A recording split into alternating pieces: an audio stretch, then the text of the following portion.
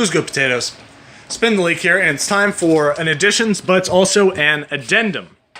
Now, the difference between an additions and addendum. In an additions video, we will take a game that I've played or recently seen gameplay of and see what we can add to it. Whether it's something big, something small, we can change up the mechanics entirely, or just that they add a button option. You, as the viewer, can be as creative as you want with your addition to this game. But me, I try to keep it relatively grounded. I try to think of what's possible. But I like seeing what you guys have to come up with. So, Borderlands 2. This is actually a few different... Well, the addendum part. I forgot to talk about that. Basically, an addendum attached to an additions is me revisiting a game that I did a previous editions of and adding something else to it that I thought of after a certain amount of time or something that just pissed me off. For Borderlands 2, I'd say it needs two big things. First of all, there's a lot of missions that will require you to do something specifically at night. You can't even start this mission until it's night. Others, it will be optional. But they have no real way to regulate time in the game. There's nothing that really tells you. The closest you have is in an area called Lynchwood, there is a clock tower. You can see that each minute or each second is representative of a minute. So you can reason the day and night cycle will take 24 minutes. But there are also weather conditions that can alter how bright, how dark it is.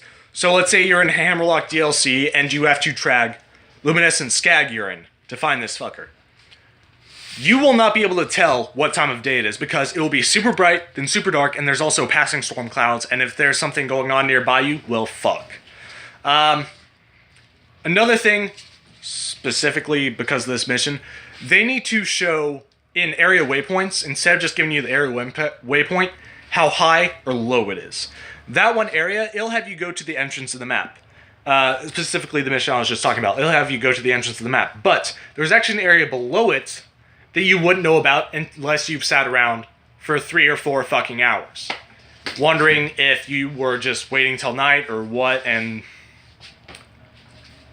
those two things can change a lot. Now, granted, they did change the directionality of waypoints and missions in the pre-sequel. Bravo to them. In the second game, though, this would have been critical. The day and night cycle, not too important, but it's nice to know whenever they give you that day and night, like buff, optional, or explicit, what you're getting into.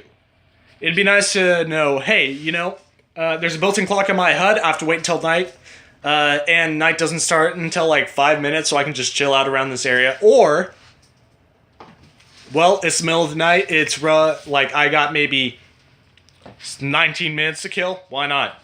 Small things like that would make a big fucking difference with this game. Now, they can't change any of that now that the game's out. It's been out. And honestly, they wouldn't want to revisit it, but these things are definitely things to consider in a future project.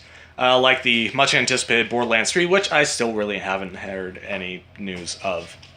I do know that, or I have heard murmurs of 2K also planning on another project that is like Borderlands, but not in the same world, not even close. Either way, I'm looking forward to it, and I hope you guys keep some of this in mind. Do you have anything you'd like to add to this? What do you think of what I added? Post all that in the comments down below. Like and subscribe. Keep on keeping on. I haven't done anything crazy in a while. This isn't a movie review, though.